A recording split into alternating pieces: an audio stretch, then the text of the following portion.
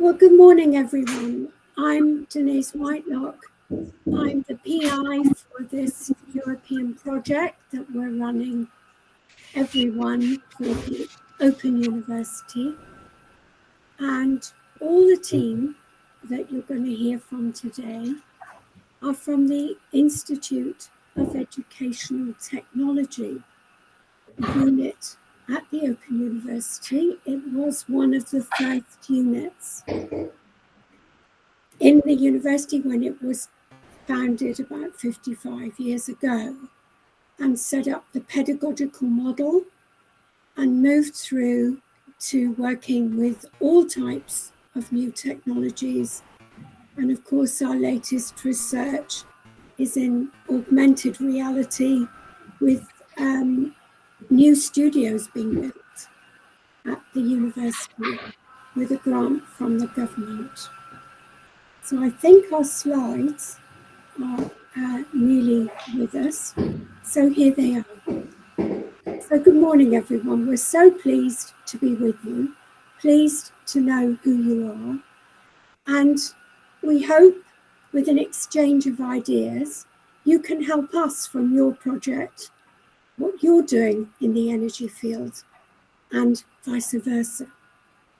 So the Every1 project is opening up the digitalization of energy for all using OU pedagogical approaches. So if you could move to the next slide, please. So this is our agenda. I'm going to introduce us and the project, and then Irina is going to tell us about the digitalization stakeholders' knowledge gaps, and we're going to run an activity. And then Beck is going to, because Beck is an expert in open educational resources, is going to take over. And then finally, Chris will talk about our learning pathways through the platform that we are using for this work. So that will be of interest to you, and maybe you can give us some feedback too, as you too are dealing with a new platform. Thank you, Carlos. So what are the aims of the session? To present our insights, and we're out and aim to equip you with some practical tools to assess and address identified knowledge gaps. And we want to present some of these tools that we've been using throughout the project and for their long-term relevance for energy education. So here are our work packages, and starting with work package 1, we're looking at stakeholders and our ecosystems characteristics. And for us, we are very concerned with best practices and barriers to the challenges in participation in digitalization of energy and its flexibility. So we're leading on the knowledge gaps and learning pathways to identify training materials needed to fill those gaps. So we're leading on that work package. But we are a major contributor to work package 4, which is the knowledge creation, building the training materials using one of the OU's open platforms for the general public. We're all involved in maximizing impact, and we have, of course, as any project, the management and coordination leads. Thank you, Carlos. So here are our partners. So we've got a lot of partners across the EU, very important, because we have academics and universities involved here. And we've also got members of the industry, ecosystems, and others. So we stretch across and private companies. So we stretch across Belgium, Austria, Greece, Germany, Portugal, the Netherlands, Denmark, and finally us in the UK. So as I mentioned, we are important leaders of Work Package 3, where we identify the knowledge gaps of stakeholders and involved in identifying existing and emerging training materials on the topic, because one of the challenges, of course, is if we build some materials, how do we keep them going and how do we keep them up to date after the project finishes? And we are a main contributor to the knowledge creation and leading on the development of the online materials. And of course, the dissemination and exploitation communication strategy, which today we contribute with discussing with our peers and yourselves in working in the energy field. And here are some pictures of ourselves. I'm Denise Whitelock. Leanne isn't with us today. I'm director of the Institute. Leanne she's an associate director in charge of curriculum in our institute. Chris is with us. He's very experienced in EU projects. You'll be hearing from him. Irina too, she's our senior research fellow. She's the mainstay of our project. And Beck, she's a senior research fellow with us, many years of experience working on projects, but she's an expert in open education. And we're looking forward to hearing from her. So thank you very much. I'm going to hand over to Irina now. Thank you so much, Denise. Thank you. I'll start by talking about the first publication that our team in IT has led on, and it's the first journal publication from the project. It's been published in a Cambridge Core Journal, so let me just share the link with you all. Please do have a look.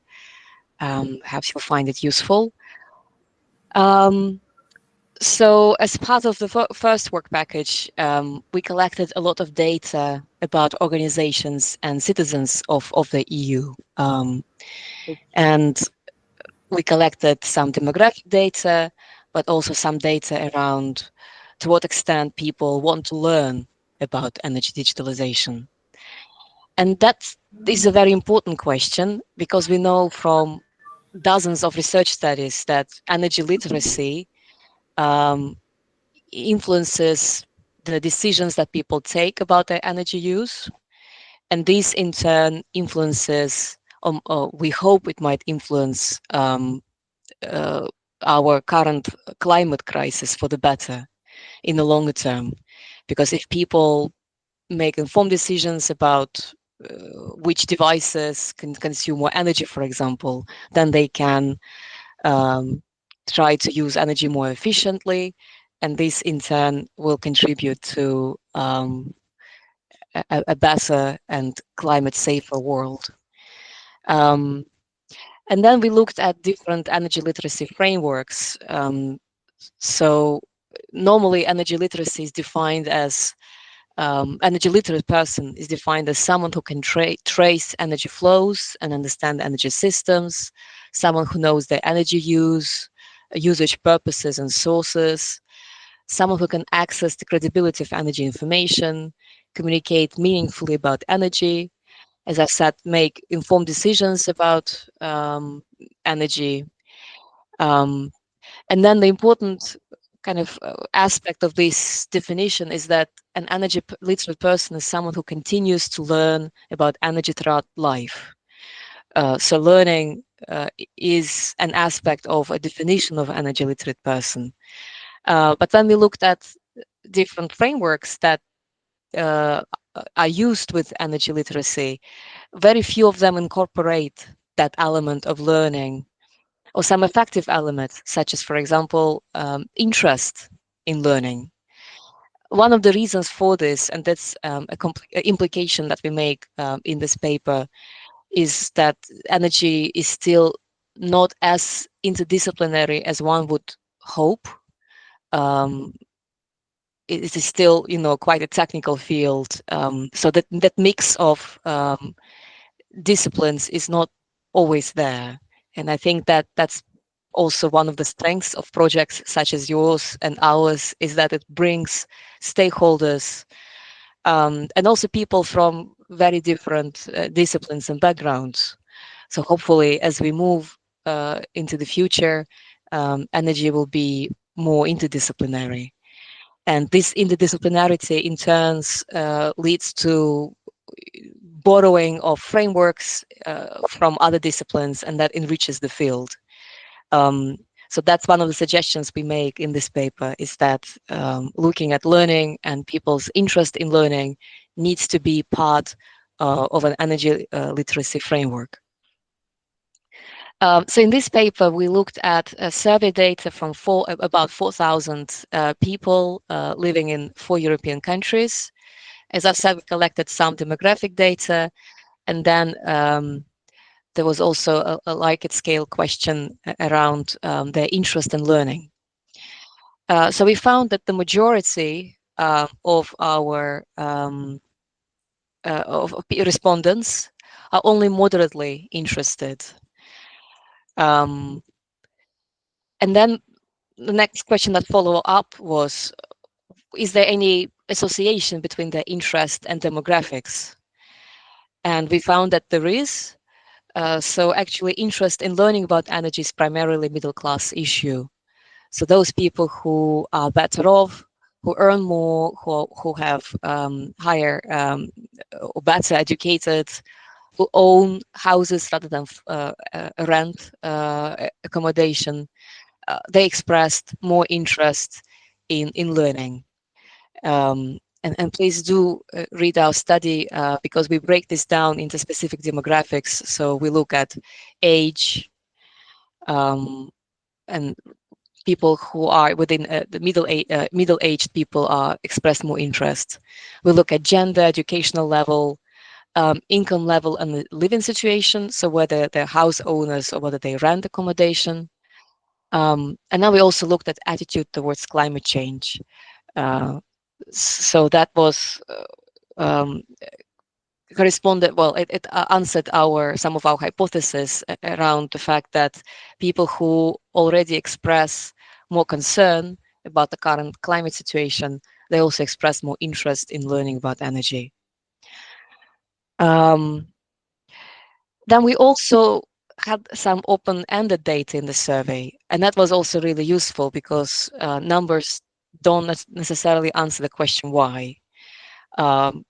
Or they're not as descriptive as one would have hoped. But in the survey, we asked them, if you're interested, then what is it that you want to learn more about? And there were also some really interested insights, particularly around people wanting to be more self-sufficient. So many of us are experiencing an energy crisis at the moment, where we're so dependent on the energy market and the prices that are set, and the providers of energy.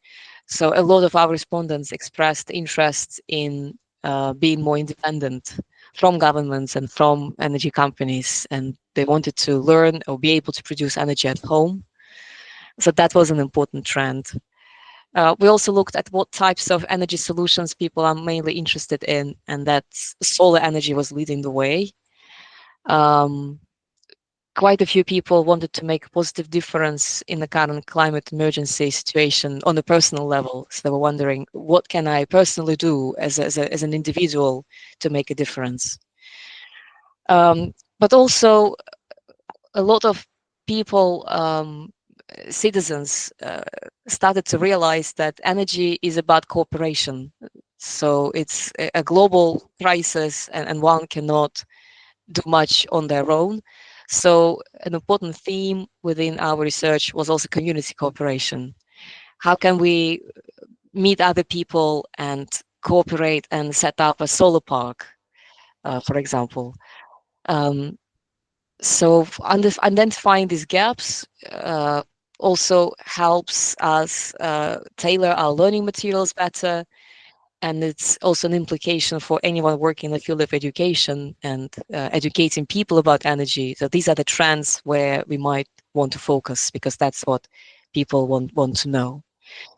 So if we move to the next slide, as I've said, please do have a look at our paper. And if you have any questions, feel free to reach out to us. You'll have our contact details on the last slide.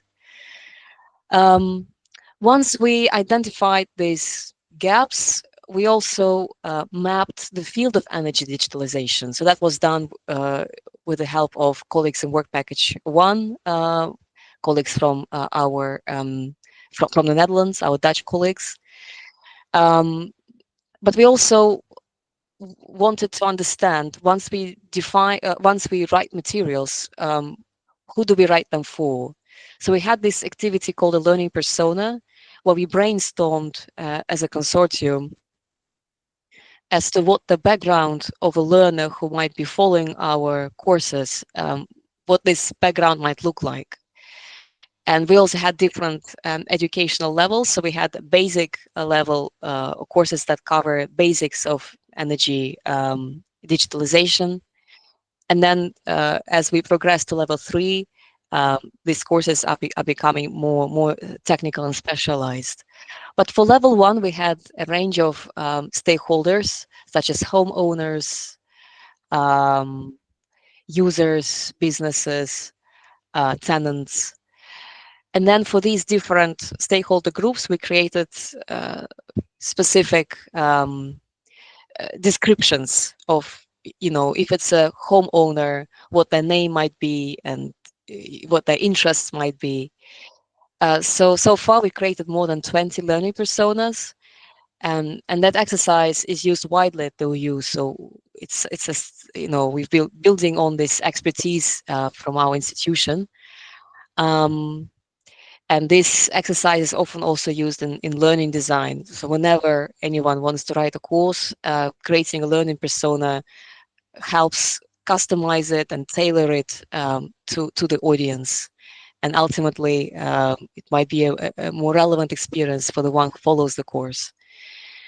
So what we wanted to do together with you, so that it's just not just us talking, but also we wanted to hear back from you and interact with you a little bit. So in the next slide, if we move to the next slide, then we have an interactive activity that we prepared. This is just one example of what the persona that we created in the project looks like. So we do have a photo of this imaginative person who might be from this specific organization. We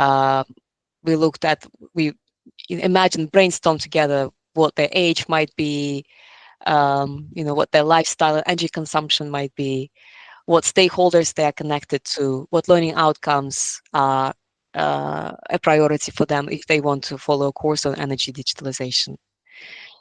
And then if we move to the next slide, so that's the activity I was talking about. What I wanted to do is, if we open a Google Doc page, then there is a persona, but this learning persona has been generated by ChatGPT. That's something also that we are trialing to see whether ChatGPT can effectively follow this task, or how much it hallucinates, because as we know, ChatGPT doesn't always do a good job. But in this page, and I'm going to share a Google link in the chat in just a second, we created a photo with GenAI, and then we also created a description of what a person from who is a university educator preparing to teach a course about energy digitalization, what this person might look like and what their background might be like.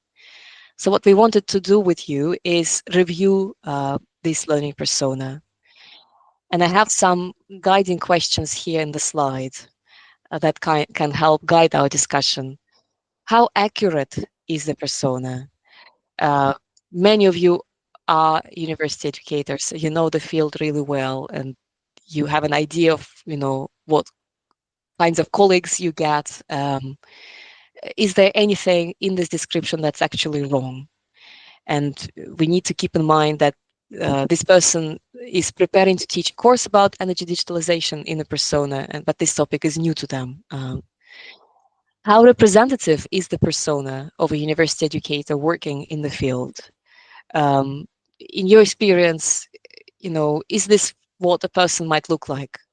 Or is there anything you might have changed? Is there anything you would have improved about the learning persona? Perhaps you would elaborate on certain aspects, or maybe it's too generic. Maybe you can, specify some descriptions that ChatGPT produced. Does the photo effectively capture the persona's role? If not, what changes would you suggest? And then there is a separate section on learning outcomes. If this person wants to learn more about energy digitalization, are the learning outcomes okay? Would you amend anything? Is there anything missing?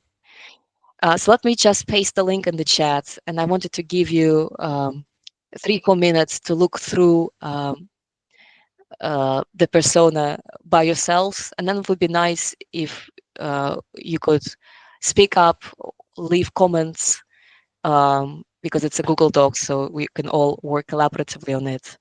But it would be really nice to hear back from you, and feel free to criticize it as much as you want or you can, because as I've said, this is a Gen AI generated persona, and there can be lots of things that perhaps we can improve, elaborate, or change about this. So let me just share the link.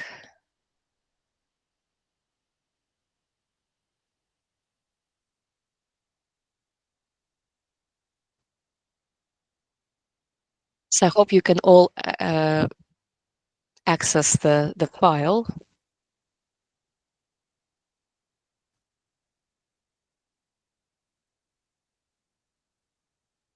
Please do let me know if it's inaccessible. I can see people joining in. That's great. So let us give a few minutes. Let's give 4 minutes for now. So it's 9:32, 9:36. We can see if there are any initial reflections. As I've said, please feel free to, criticize any aspects of this, the photo, the overall description. In your experience, a typical universal educator who is preparing to teach a course about energy digitalization, are these qualifications, typical qualifications of a person like that? How representative this person is? What sort of activities this person participates in their institution? What challenges they face in their field, and so on. So yeah, I'm really looking forward to hearing your thoughts and reading your comments.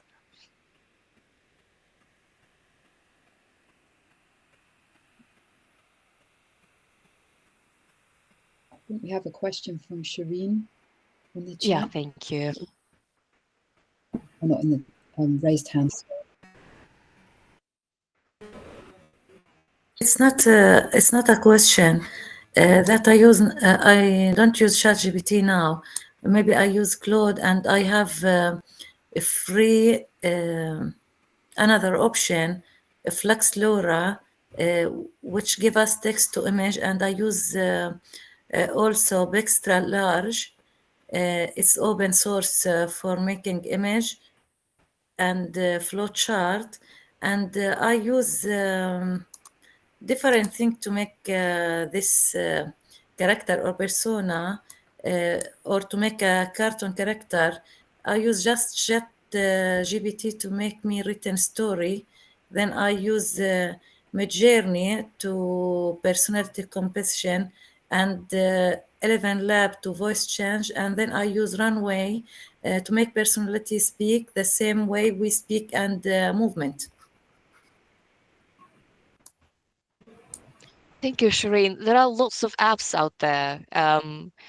Many of them are based on the same large language model. So I think in ChatGPT it's 4 Mini. But this is just a Google Doc, so that's already an output that we are reviewing, so we don't need to use any other apps. If you could just click on the link and read what's out there and just share your thoughts. Do you think that's, in your experience, a good representation of a university educator from a technical background preparing to teach a course? Okay, I will read it and give some notes if I can. Yeah, thank you so much, Shireen. That's very helpful.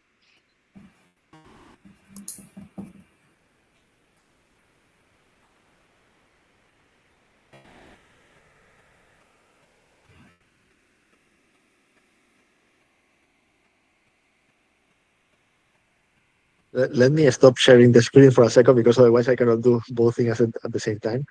Yeah, thank you, Carlos. And your feedback, your comments would be really useful. You're also a university educator, so you can contribute. That would be great.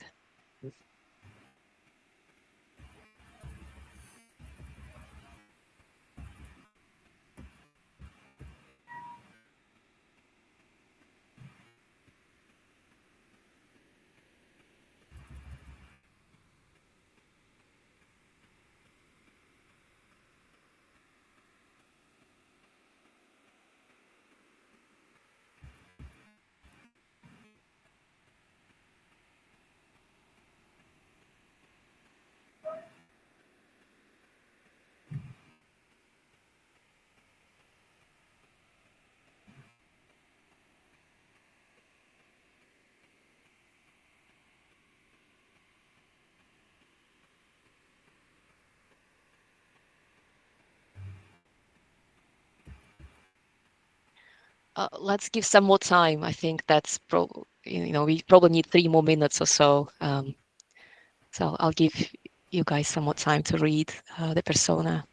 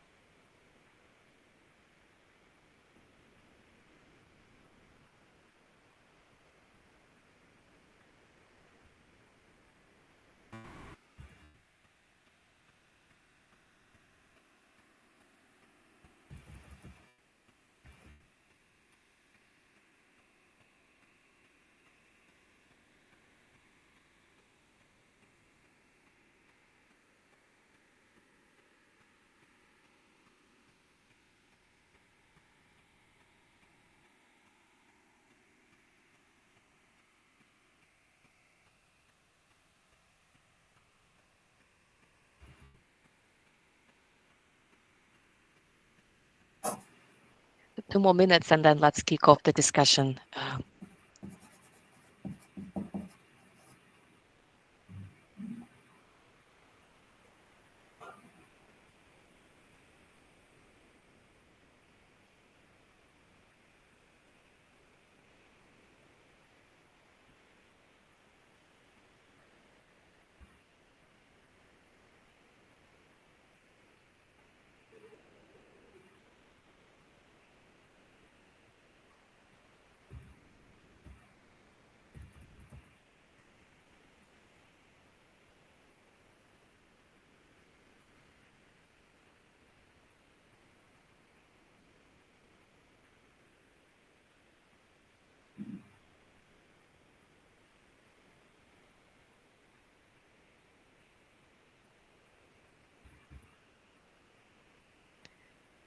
One more minute.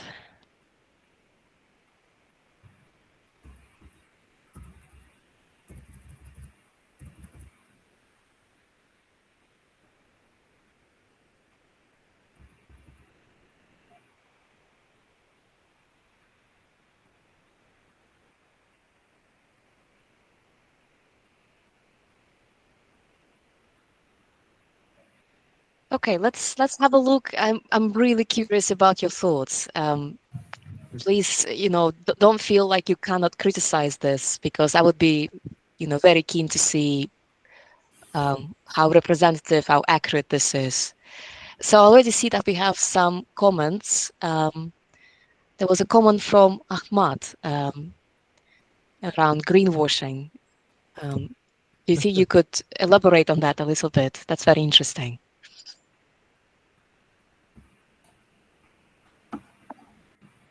Hi, I'm sorry, I was just on a quick call. Was the question to me? You left a comment around greenwashing. That's Yeah. interesting. So I knew that you'll ask about that. So just to have a bit of fun with it. So yeah, so the way it was presented by that AI engine, yeah, she rides a bicycle. She has a garden in her house where she grows her own stuff, and she has solar panels and eco-conscious. Yeah, so that the narrative is there. You can feel it, right? Working in energy digitalization doesn't mean that you are eco-conscious or with the green team. You could work in the oil industry and work in energy, teach energy digitalization, right? You can be supportive of big oil and still work in that. So that's interesting to see how ChatGPT did that. Yeah, thank you, Ahmad. Yeah, indeed.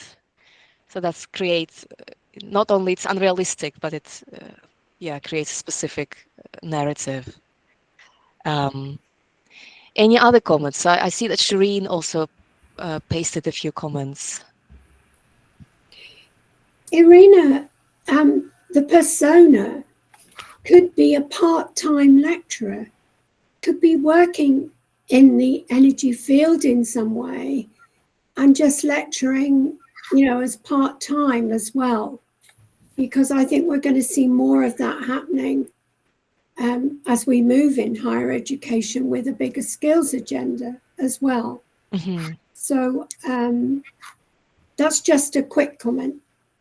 Thank you, Denise. Yeah. I mean, the higher education field itself is also transforming with more people on fixed-term contracts. And yes, I would. We don't need from the lecturer to describe the place of residence, but her scientific engagement. We don't need to describe the social situation and the number of boys. We want to soft skills, hard skills, education, scientific engagement, anything. We use it in the university, not in whole of our life. And they say she have work-life balance and other things. We don't need this. We need just something educational, scientific, to be a university teacher or lecturer in the university. mm-hmm. Thank you, Shireen. I mean, in a way, this persona is also shaped by the prompts that I ask. So if I asked about age and living arrangement, because that's how all our personas are structured, it also, answers the prompts that you provide. But that's very helpful comment as well. And I prefer the dress more formal for this picture. Mm-hmm. So you would have chosen a more formal photo, right? Yes. Mm-hmm. I was actually going to ask about the photo. Does this person look like a typical educator teaching about energy digitalization? Would you have changed anything about the identity of that person? That's just like open question to you all.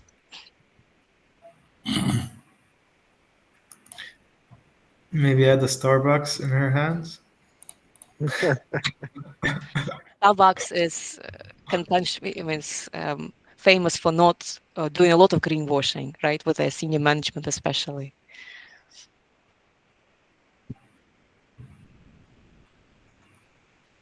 Actually, I've seen people with these pictures sometimes. You've seen this photo before. Well, not this person, but this style of picture is very informal, very. I mean, like taking with a group of friends that just make a picture out there, and then this is the picture that some people would put out there for the profile picture. I mean, to me, I didn't influence the photo. I just wrote a prompt, and then Gen AI produced the photo. But again, it's a white person in Northwestern Europe. So that doesn't represent, half of the world, even, a small fraction of the world. So I was curious to see to what extent you think that that's representative. Anything else? I mean, there are some inaccuracies actually. So for example, it says that Clara is based at Technical University of Denmark in Copenhagen, but if you Google it, this university is not in Copenhagen. It's in another city in Denmark. So there are some factual inaccuracies. I also thought that, to me, she's way too qualified to be. The prompt was that the topic of energy digitalization is new to her, but her qualifications are around energy digitalizations. So it doesn't seem that she's a newbie in the topic. So again, it doesn't accurately follow the prompt. Anything else? I know that we need to also, discuss other topics today, but anything else about this persona that you would have challenged? Yeah, I think there's no need to add more data about. Okay, I think there is no need to add detailed data about her life, her house own, or number of children, or whatever. This first one. The second one about the photo as. I think only one energy source is presented here, but maybe good to have more than one source to make some kind of variety of sources like solar. This is only the wind source, wind energy source. Maybe better if there is another source in order to make the system more general and occupied more than one field of education. This is my comments regarding that. Thank you, Samir. Yeah, that's very helpful. If we look at learning outcomes, do you think a person, a university educator who has technical background, I think many of you have technical backgrounds, would you be looking for anything else in a course about energy digitalization? Any other outcomes? I'm to the picture. It must be in an educational place, maybe, wear more suitable uniform. Here she looks like she's on a trip. We need something more serious. As a university professor, we must specify accurate and careful description. We can identify all the colors we need in the picture and places. Mm-hmm. So you are all looking for a more formal person, looking more formal. Yes. Mm-hmm. Thank you, Shireen. My final question is about challenges and learning outcomes. Do these look okay? Or you would perhaps add a challenge or add a learning outcome or change either of those that's on the list? I found some of the challenges actually realistic to some extent, especially the third one, and especially the Clara must frequently updates the teaching materials. And this is something I can feel myself represented in this stressful situation. Mm-hmm. Yeah, Carlos, we are also facing this in our project. That do our materials stay up to date? Yeah. If you go over the outcomes, I think the outcome number 7 is irrelevant because the technical skills developments, this is not as outcome of the energy digitalization. It's a skills for every educator to have it during the education process. It have to develop himself or herself continuously. This is not an outcome. I think the technical skill developments. Yeah, that's too broad, right? One course Yeah, cannot too broad. necessarily address this. This one for comments.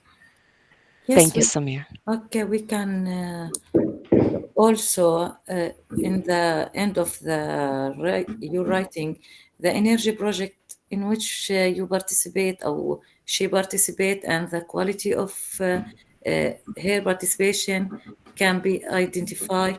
Its role, the role of this professor, the added value of its contribution, we must more accurate for something about her result, her skills, anything. We must more accurate. Mhm. Thank you, Shireen. And Fawzi, you have Yeah. your hand raised. Well, actually, I'm not an expert in the energy thing, even though I have installed solar panel in Lebanon at my house back in 2012.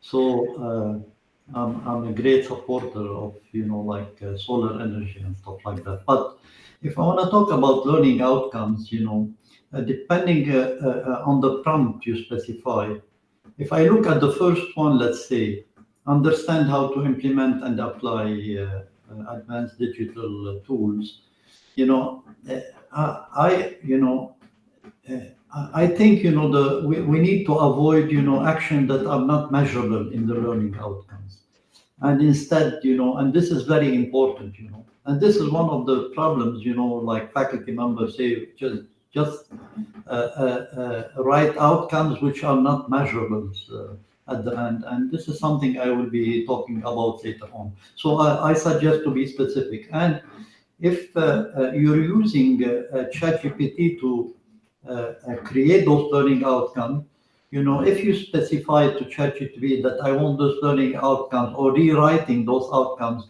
using Bloom's taxonomy or whatever, then it will do the job well for you. So the faculty member or instructor has a very important and critical role to play at this stage. Thank you. Thank you, Fawzi. Indeed. And I think sometimes if you look at the course and their learning outcomes, I also see that, even within courses written by humans, that to what extent we can measure a learning outcome and match learning outcome to performance. That's also helpful. Thank you all so much for your feedback, for your reflections. Well, this is one of the tools that we very actively use at the OU every time we design a course, and we're also using learning personas in our project.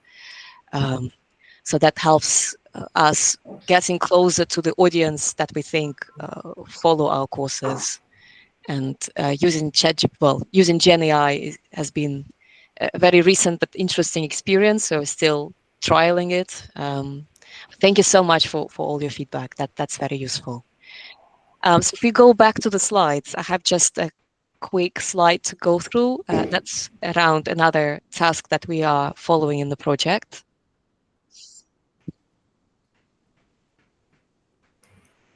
Thank you so much, Carlos, for bringing us back to our agenda and the slides. So another task within the project that we are completing is mapping of the learning space. So not only do we look at stakeholders, identify their knowledge gaps, and try to imagine what their background might look like, but also we look at what learning materials are out there. So we've done a comprehensive search as a consortium on the key terms around energy digitalization, and we found more than 150 learning materials that we are cataloging in different European languages. So each catalog is then reviewed and coded against the learning outcomes that we also developed.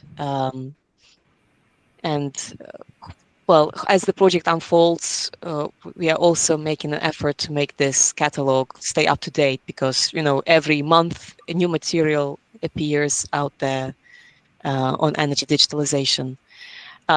But this exercise helps us understand what is missing. So as we design, as Denise mentioned, we are creating knowledge. In order to create knowledge effectively, we need to understand what materials are missing on what topics. So this exercise helps us to complete that. I'm now going to hand over to Beck. Carlos, yeah? One question: is this catalog available for the general public, or is it just a repository of resources that you have collected? And at the moment, it's still internal, but closer to the end of the project, we hope to make this public. And we also, Chris is later going to talk about creating pathways. So a person can follow the Every1 website, the project website, input filters, what he or she, what they are interested in learning about, and it will show a collection of materials both that we created and that we found in the catalog. So in some form it will be available to general public, but we also hope that the repository itself will be available closer to the end of the project.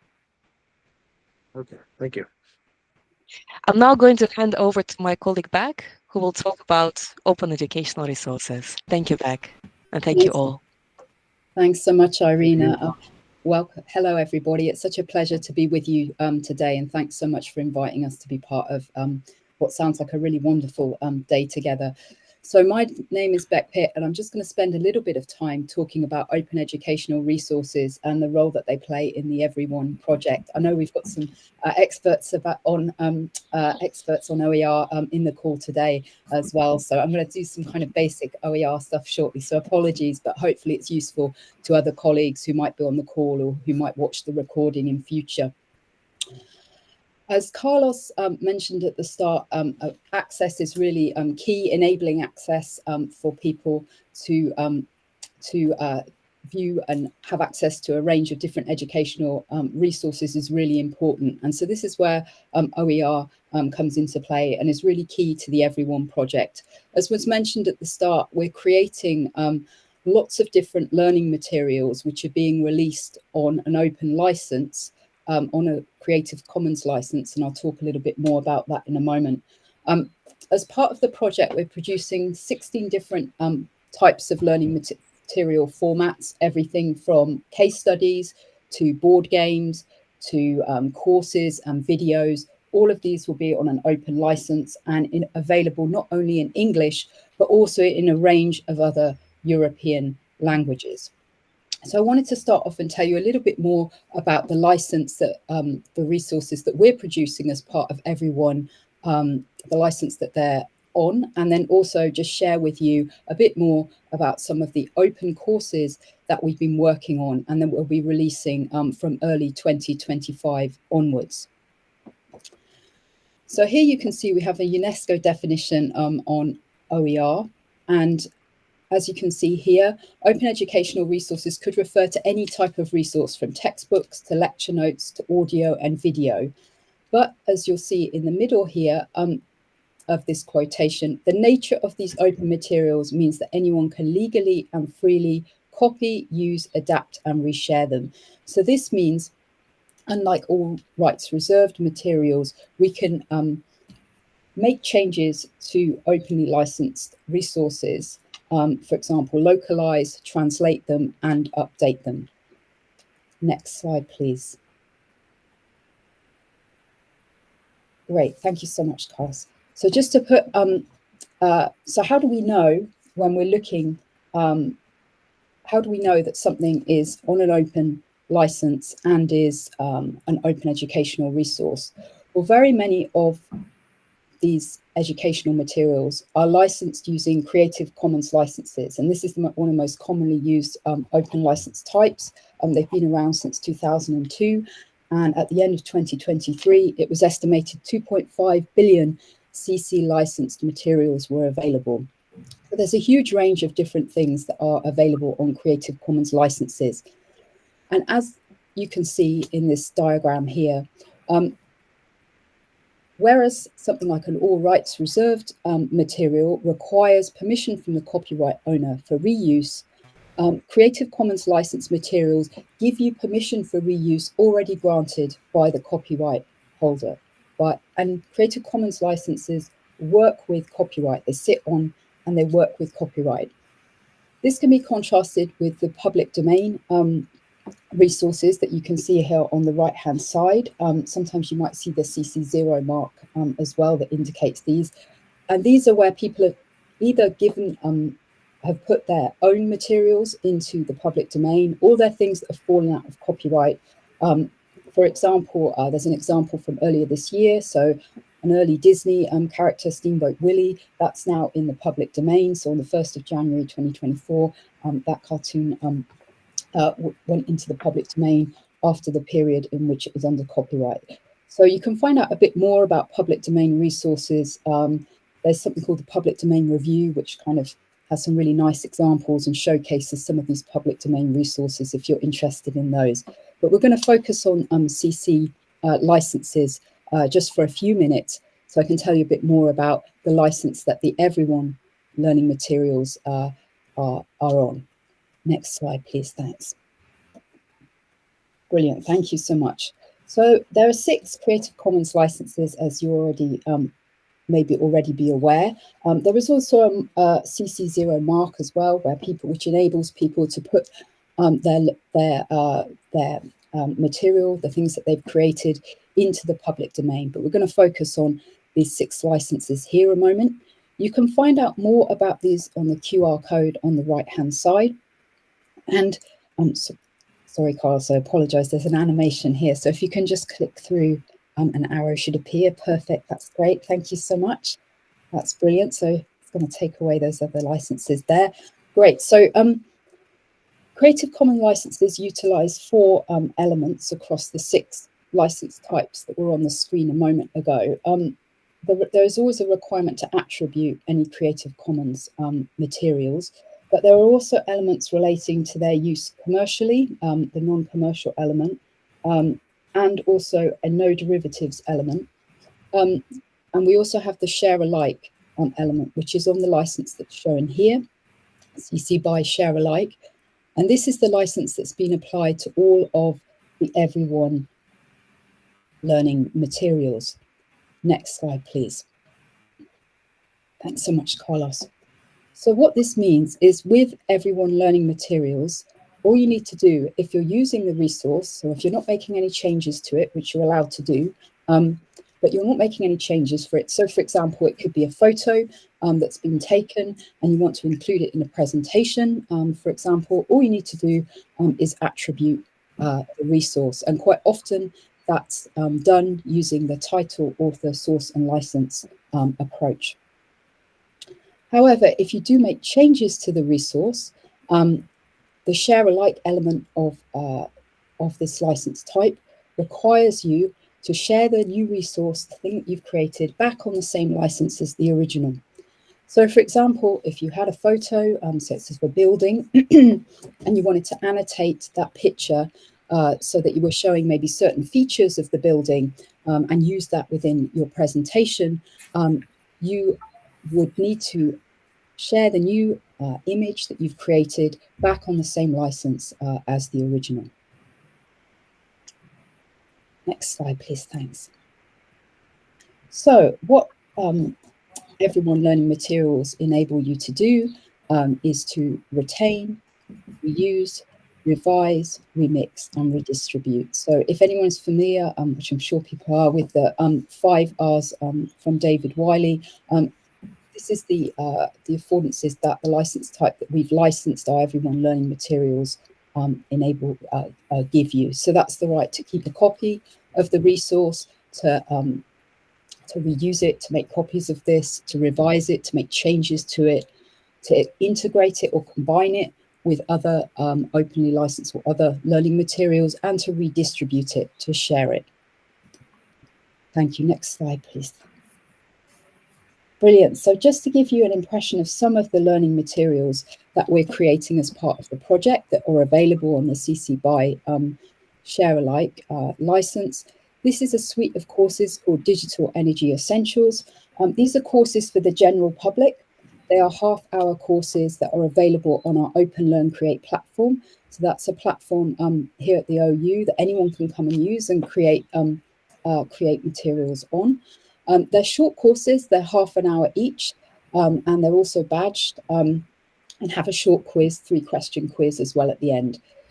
As you can see, we've got a range of different topics that these courses are covering, from the kind of questions around, well, what is the digital energy transition and why does it matter, through to more kind of in-depth looks at things like prices and tariffs of electricity, things like demand response, and then also how to kind of look and evaluate information about energy, as well as focused on things like energy communities, which have a particular role and focus as well in European Union context. there's a range of kind of things that these courses are covering, and of course they'll all be openly available for reuse and remix going forward as well. And obviously that's useful for a number of different reasons. It could be, for example, that you want to localize material and make it more relevant to your own context. We're obviously, as was mentioned at the start, producing courses for use across Europe, but obviously within Europe, there's lots of different contexts and spaces and places and things in which people might want to make changes that better reflect the context that they're in and the people that they're working with or serving. So that's really important.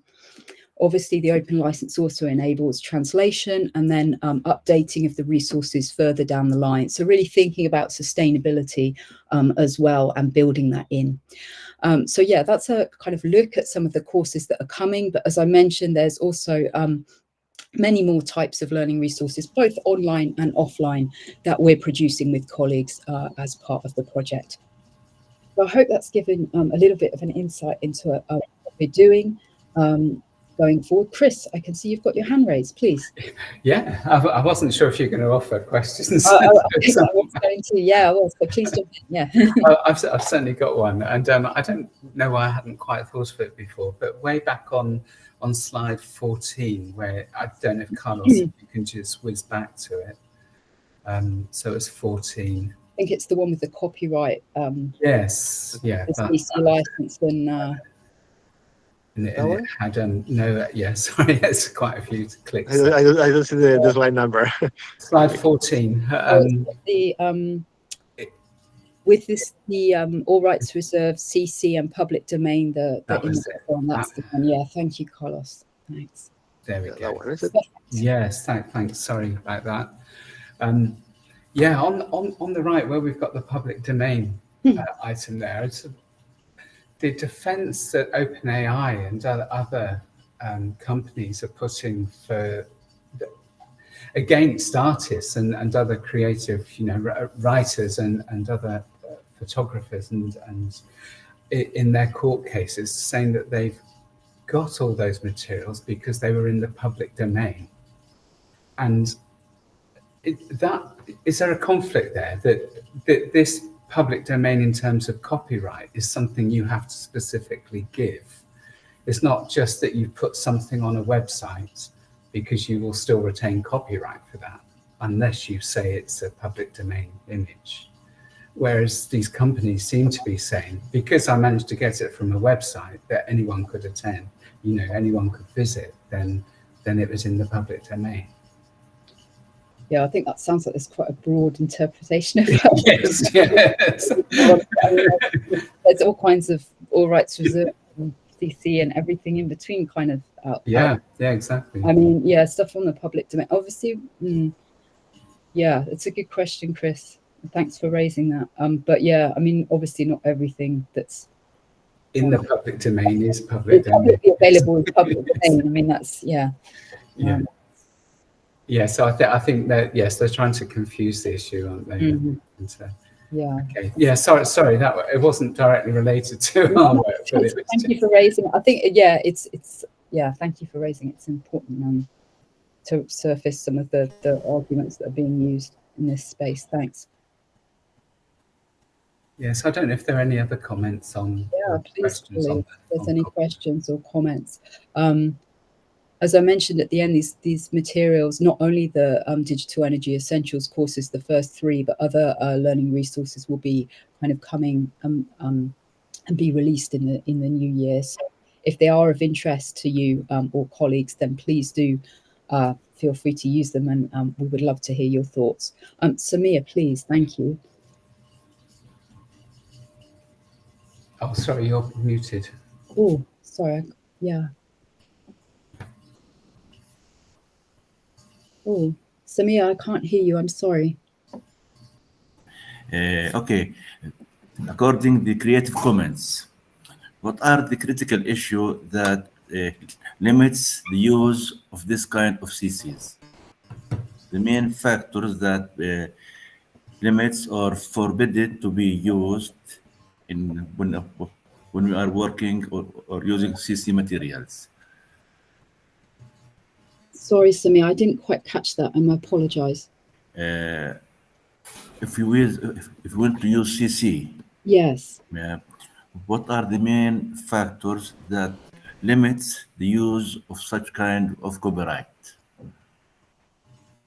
So what kind of things, so just to recap, what kind of things might you need to consider if you're thinking of applying a CC license to your own work, something you've created? Okay, yeah. Was that your question? I apologize. Okay. That's my question. Yeah, may I answer that? Yeah, you can answer, Dr. Fawzi. Yeah, well, actually, the only thing, you know, as a person using an open license, all you have to do is abide by the license. Because, you know, the creator of the work, the one who created this work, you know, and published it, he attached a license to it. And this license, you know, tell the user how to use his work. That's it. Just abide by it. You don't have to ask for permission, if I want to say it in a different way. Yeah. But I will talk about this, you know, in more details, you know, when I will present. Thank you. Thanks so much, Samir, and thank you so much, Fawzi, for that response as well. I'm really excited about the open education session as well later today. It sounds great. But yes, as you said, it's made really clear by the person that's created the resource as to what you can do, so you don't have to seek that permission. So yeah, thank you, Fawzi, for that. Did any colleagues have any other comments or questions that they want? I do have one question. Let me just, now that I'm in control of the slides. Okay, coming back to the list of material that you've created. Yes. May I ask what is the format of these pills or these items? Because we are about to create also some videos, some content in our platform. And now I'm curious to see, okay, how did you organize all this content? And did you generate some videos, some lectures that presenting, some slides? I don't know what is the format of these courses? Yeah, so these courses are super short courses. There aren't any videos in them. They've got kind of quizzes at the end. We've got lots of images in the courses as well. But we do have some videos that might be of interest also around the digital energy transition, if you're particularly interested in videos. There's one around inclusion that was developed by a colleague at TU Delft, and then also a video talking about what is the digital energy transition by another colleague within the project. And they will also be released in the new year as well. So if you were looking for video format, there are a number of things that we're releasing. But yeah, these are short courses. I'll put a link in the chat. They'll be hosted in a collection all together and available with downloadable formats as well. And I can put a link, I'll put a link in the chat in a moment to the Open Learn Create platform, so you can get a sense of what that looks like, and some of the other OER and materials that have been created by colleagues as well. So I'll add that in the chat if that's helpful. And I can let you know when the materials are available as well in the new year, if that would be helpful, and keep connected around that.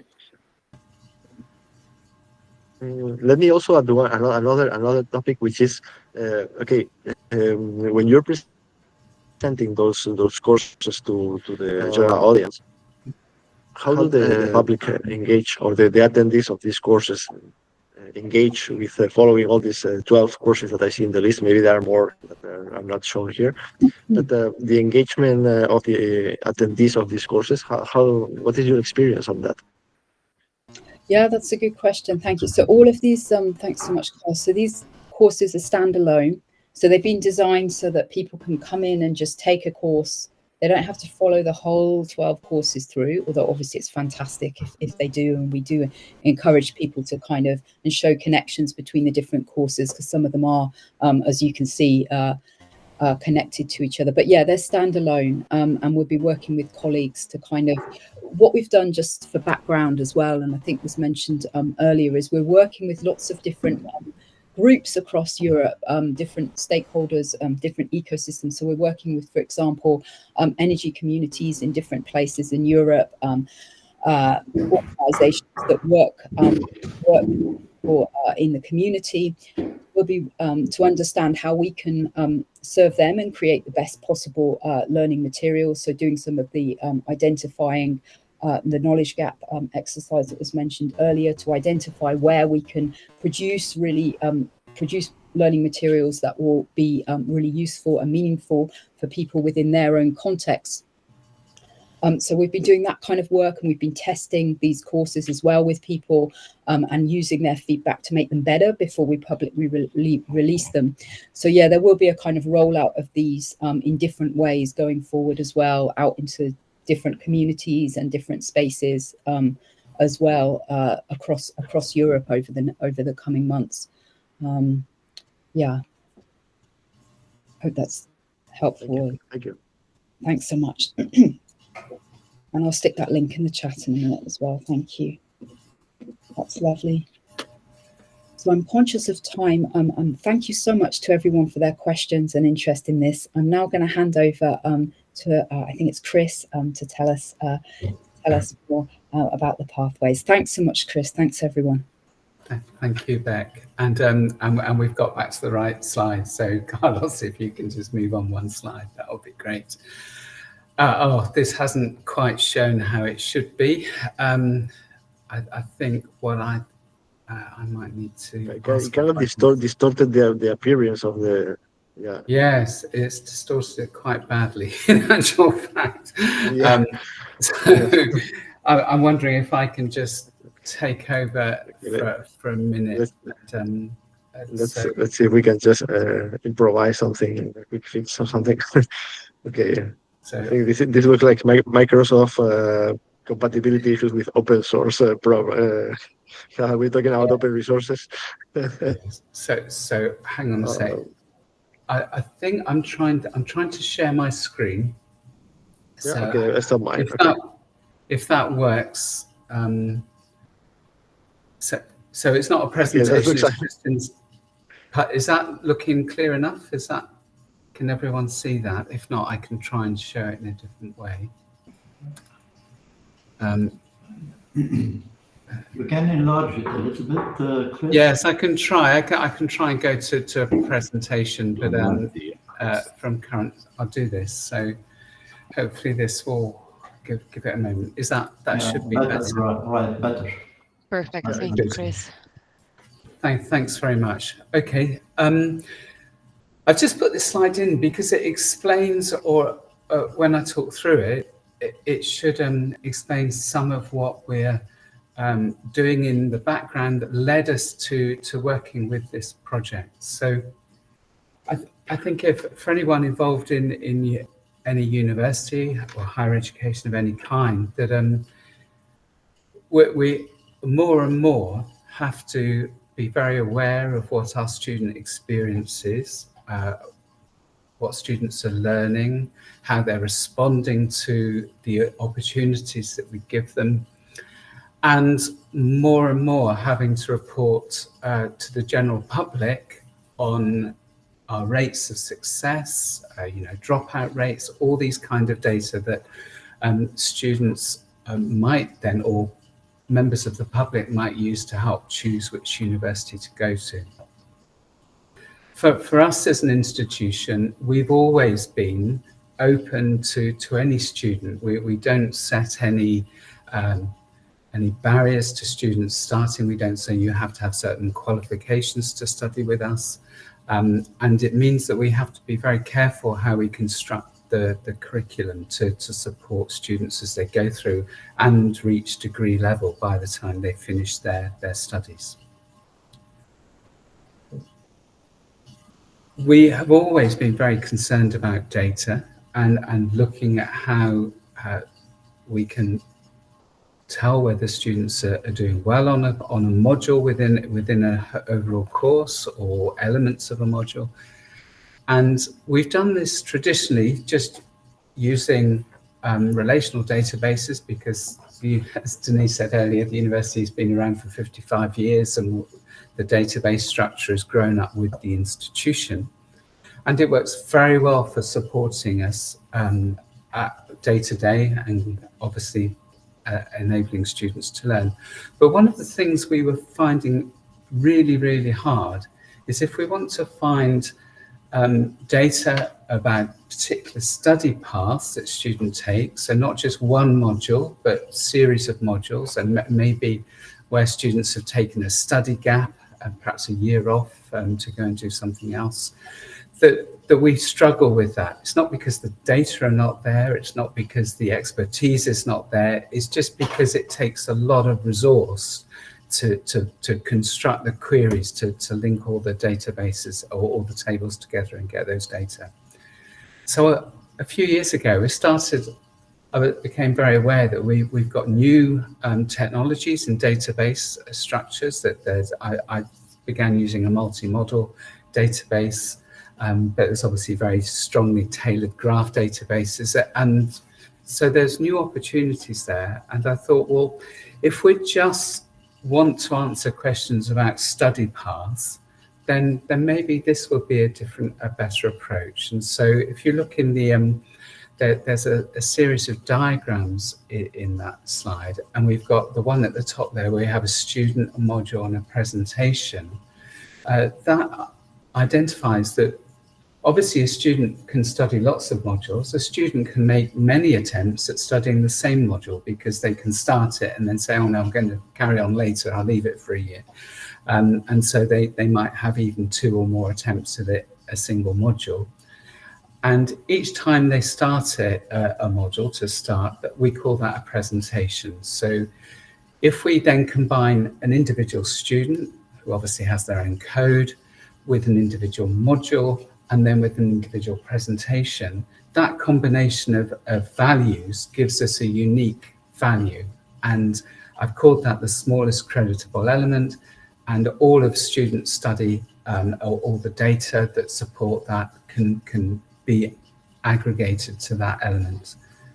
If we do that, then we only need 2 structures in our database. We need one structure that contains all those single smallest creditable elements and the data around those. That will be one structure.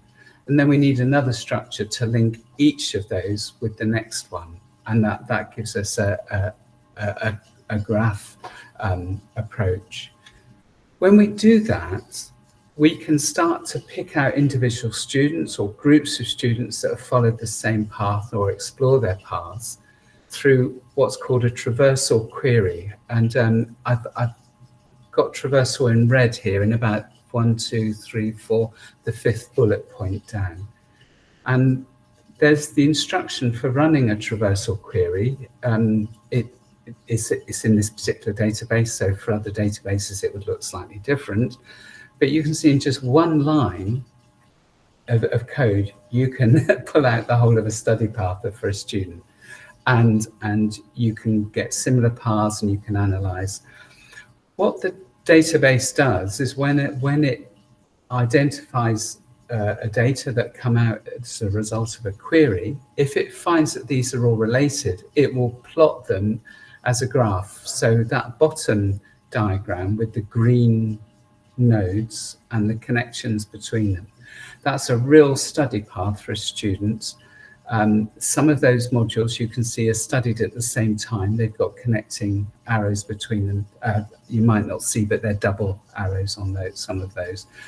And so this student has at several times tried to study 2 modules together, and on one occasion 3 modules at the same time. And so when its data are presented like that, we very, very easily see something about their study, and we can gain an understanding of that just from this. We can, within the database, we can toggle, click on a toggle switch, and it will just convert that diagram to all the data, and then you can do what you want with those data. So on the right hand, on the bottom side, the corner, I've got one example there of the kind of query we can do. And we had about 1,400 students studying one module. This is the first module in a science degree. This is from a few years back. And that dot in the purple spot in the middle is S104, which is the module code. And this shows what modules those students went on to study afterwards. And so this gives you a graphical representation of 55 different modules that they then went on as their next study point. So we were doing lots of work on this and thinking about study paths and the study experience. And so this is the background that we have within the institute and within the university for thinking about study paths. So obviously I'm more than happy to talk about this forever, but I should stop there and just move on to this particular project. So, oh, it's me that needs to move on. So I was about to ask you, Carlos, to move on, but I think I need to. Right, sorry, I need to do it in this. And so on this slide, I tried to illustrate the kind of paths that we might get. So as you've heard before, we're building up a catalogue of items. And at the moment, this catalogue, as Irina showed, is just a spreadsheet. It's a spreadsheet in Google Sheets, and it has a row for each of the catalogue materials that we found in the open educational repositories that we've looked. We're adding to those the materials that the projects produce. So we've got the catalogue of open educational resources, we've got the materials that we're producing as a project, and Beck has shown the 12 courses that we've made on Open Learn Create for that. And there'll be others, there'll be other things that will be created, not courses like this, there might be a MOOC, and there'll be other supporting materials that people can have. So what we're doing is we're looking at all those materials and we're saying, well, we're going to put those in a tool that's going to be accessible through a browser, so on the internet, and anyone will be able to browse the materials and they'll be able to design pathways or find pathways that will help them learn particular things. And so this is one example of, we've got 3 different kinds of people. We've got that we don't need to know anything about them, but the third one is a group perhaps learning together. And in the middle there, we've got some different images, different icons to show that there's different kinds of material within there. There might be audio, there might be video, there might be a book, there might be just sections of text from something else. And they're the materials that are going to be in the tool. And we're going to help people find their ways through those. And on the right here, you see we've got a list of numbers from 1 to 7. And they correspond to several of the arrows within that diagram. And so in addition to the actual material itself that's in the catalogue or other materials that we've produced, we might need to give an introduction to that. So if we've got someone on this blue route that's come in, then they might need some kind of introduction to help them get to grips with this first item. And then they might need, when they get on to the next item in number 2 there, that step between it, they might have some activity to look back on what they've just done, and they might have some more information to help them prepare for the next item. So this could be the way in which, this is one way in which we're thinking that we might create the paths. And you can see now that if you've got different people, different routes into an item, like the picture of the radio has 2 routes into it, as does the book that's in green, that each of those routes might have a different description, a slightly different introduction, because they've got a different context that they're serving. So this is what we are thinking at the moment is likely to be the purpose of the tool. So the tool, first of all, will give anyone access to all our materials. So we were talking about that earlier on. So at the moment, we've just got the catalogue is a Google Sheet, but it will be properly realized within a web app. And there'll be opportunities for people to design pathways or select pathways that are already built in for them. So that's what one of the aims of the project. If I just move on to the next slide, this has shows some of the relationships between the elements that we're working with. So on the left, there's a a circle for personas, for stakeholder groups, for topics. So we identified around 30 different stakeholder groups that we're supporting within our course and what we produce. What we tried to do is make personas that relate to those groups, so that we can, whilst those personas are not real people, but they help us keep in mind the kind of person that we might be producing the pathways for. So it helps us as we're constructing them. The topics are what we see as the content for what we believe people should learn. And all of those come together in the learning outcomes. So we're defining the learning outcomes for the different study routes through. Those learning outcomes will then be incorporated within the tool, which will contain the pathways. On the right-hand side, we've got our catalogue of items, which is the spreadsheet, and we've also got the materials that we're producing. Here, I've drawn a little arrow linking the materials to the catalogue, because all of those will have to come together as a database in some way, as a table of contents within the tool. And the tool will offer pathways. So if I just look at the next slide, so this is another consideration that we're having to make. So if we think, look at the column headings along the top, we've got an entry number as the first column, so that's the entry number in the catalogue. So that's a whole catalogue, each row there is a catalogue item. And we're having to review every catalogue item against our learning outcomes. So there's learning outcomes here from 1 to 21. And what we do is we look at the first one there is catalogue item 14. We review it against each of those, and we put a 1 in if there's coverage. So if catalogue item number 14 covers a learning outcome 1, we put a 1. If it doesn't, we leave it blank. In our real process of doing this, we've added some more values, but this is just for simplicity to give a guide.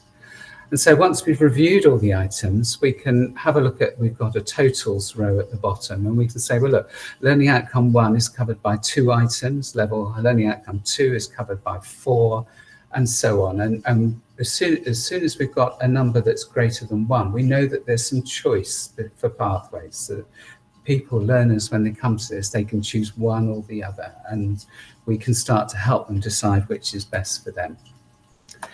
If I move on to the next slide, we've got 2 routes just drawn through as a kind of illustration that one person might choose a path that covers all the learning outcomes, and they might cover slightly different materials to the blue line, which covers exactly the same learning outcomes, but uses different elements within the catalogue, the overall catalogue.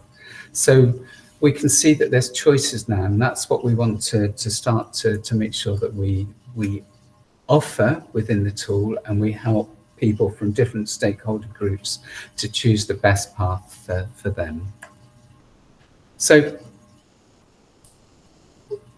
I think what we need to think about when we're doing this kind of work is that we need to know our audience. We need to know who the learners are and what their needs are. We need to know what the content is that we're offering. And that will involve drawing on expertise, both from within the project, but also we need to think about sources outside the project, because we might not have all the information. So we're engaged in a collaborative exercise with stakeholders through lots of different meetings and sessions to try and make sure that we co-create everything with them, so that we create something that's of value in essence. Oh, sorry, I didn't mean to do that. So we're looking at student, or rather learner success here. We're making sure that we use open licenses to enable people then to go on and use these materials to create their own, or to use them in different ways. So we want to make this as flexible and useful to people as possible. So the long-term sustainability is a really good question, because we within the project, right from the beginning, realised that with this a 3-year project, we want this to have value and use beyond the project. But the project obviously ends at a certain point and there's no more resource, and everyone has got to go and work on other things because they've got to bring money essentially into their organisations. So thinking about how we make sure that this has a life beyond the project and beyond the funding is something that is of great interest to us. And one of the ways in which we're doing that is the 12 resources that we've shown, that we've produced as the Open University and put on Open Learn Create. We have a vested interest in making sure that those stay relevant and stay available for as long as possible. So we will, as an institution, monitor those and make sure that we update those and work with those to make sure that they're relevant, or replace them with others, at least for a reasonable time after the project. Obviously, the tool itself needs to be supported beyond the top project, and it can't just be created and then left. So it will need some maintenance, and the partner that's supporting that has committed to support that tool for a period after the projects as well. And that will give enough time, hopefully, for either other groups to come in to find ways of using or taking these materials and taking them on to whatever is the next iteration of this. So I think obviously thinking about the long-term sustainability is something that you really need to start thinking right from the beginning of the project. Well, before that, when you've put in the submission for the project, but it is hard to do then. But I'll stop there because I'm aware of time, and happy to answer any questions if anyone has any. Oh, I should probably just move on to the next slide, which has some links, and when you get the slides, you can follow those links.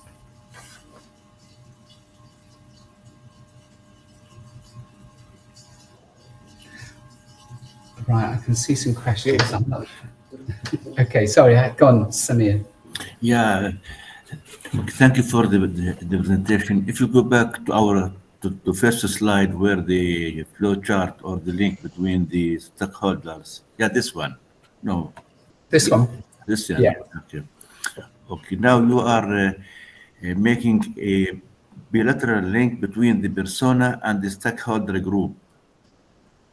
Yes, yes. So could you explain more about that? Yes. So the stakeholder groups we started with were members of the public that we felt might be left behind. So they might not have a lot of money to spare. They might not even own their own house or their own flat that they live in. And so they might rent. And so that stakeholder group, we needed some way of being able to relate to them. So we created a persona, well, probably more than one persona actually, that represented different people within that group. So that as we create the learning outcomes and the pathways, that we can bring these personas to mind to make sure that we're properly thinking about the needs of the group. And I think that goes back, I was going to pick up on that, Samir, that one of the comments I think you made earlier on, was that some of the elements within the persona were not relevant. And I think you were absolutely right that they weren't directly relevant to the materials that were being taught or to the digitalization. But if we're providing learning opportunities, if we have a persona that shows that a person, has family commitments, perhaps has a baby, young child that they need to look after, perhaps has more than one job because they need to work extra hours to make ends meet, then understanding that in their own situation will help us design materials that in a way that they can access and they can make use of. So that it might mean that it has to be very easy for them to get to. It has to be in a format that they can easily understand, and it has to be something that's not too time consuming in one go. So those kind of things can help when we're thinking about individuals and their context and what materials we have to create. And obviously from then you end up with personas for perhaps a particular role in a company, that they might be an outreach officer in a particular company that works with the digitalization of energy, and their background and their view of everything will help when we try and shape materials for them as well. Does that help, Samir? Another question, please. Yeah. Now, the combination of the catalog, the materials, the persona, the topics leads to the pathway. Yeah? Now, how you can evaluate or make a critical assessment to evaluate the pathway? Is it successful, done, or need some modification? That's a very important question. And so within the project, I said that we're engaged with co-creation. So we have quite a lot of members within the project consortium, but we're also bringing in people that are not directly linked to help work with them. So when we have an idea, when we've thought through a path or elements of a path, we can present it to these groups and get their feedback. That's obviously not, that won't tell us anything about the actual success of a pathway. We will only know the success of a pathway when we have people attempting it.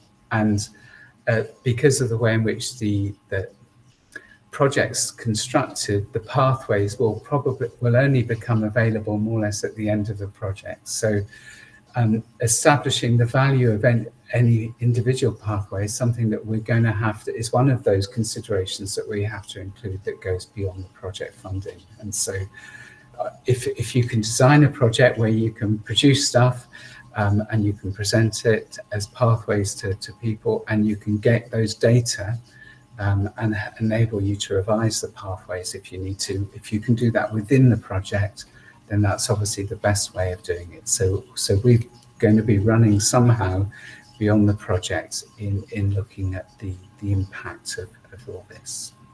Mm-hmm. Yeah, thank you. Fawzi. Thank you, Chris, so much for this nice presentation. Well, actually, I've been working, on a similar project here in Lebanon, and the project, it's called a GPS for learning, using AI and using GPS, like the same, it works the same as Google Maps, Mm-hmm. And we at the present, we're aligning everything with the Lebanese curriculum, for high school students. And we start by locating, it's same as you're doing, locating the learner as a first step, and then setting the learner destination, as we call it, as a second step. And then we start to generate personalized route for this learner, because, having different students in one class, each one will have a different route. Once we know the learner, once we know the destination, then we can start generating personalized route. And then on the way, it's same as Google Maps, whenever, it reroutes with different nudges based on performance of the student, and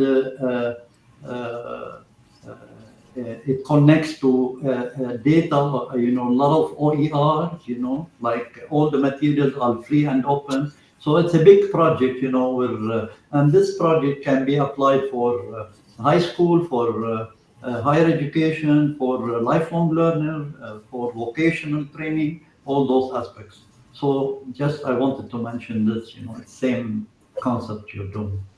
That's really helpful. Thank you. And I'm looking forward to reading more about that. So I'm going to look that up. And maybe we can talk more about it later on, you know. I'd like that. Thank you Yeah. very much. Yeah. Thank you, Fawzi. Shireen. I will just comment on the pathway map. Naturally, there is an interaction between all these, I think, actors in order to get the output right. Today in open source or education open source, we find a lot of developers and contributors who are developing the educational side. For example, like Unity 3D for gaming programming, they learning. It's a learning site. We find that people contribute or contributors interactively answer all the questions for students and programmers. We also find in AA sites many sites open for contribution and development like Del 3. This gives a strong point to education and educational pathways and their development. As a teacher or a professor, you can map your content by using one of the educational methods also. Thank you. Thank you. Thank you. Yes. And I wish I'd got more involved in Unity. It's fascinating. I love it. Thank you.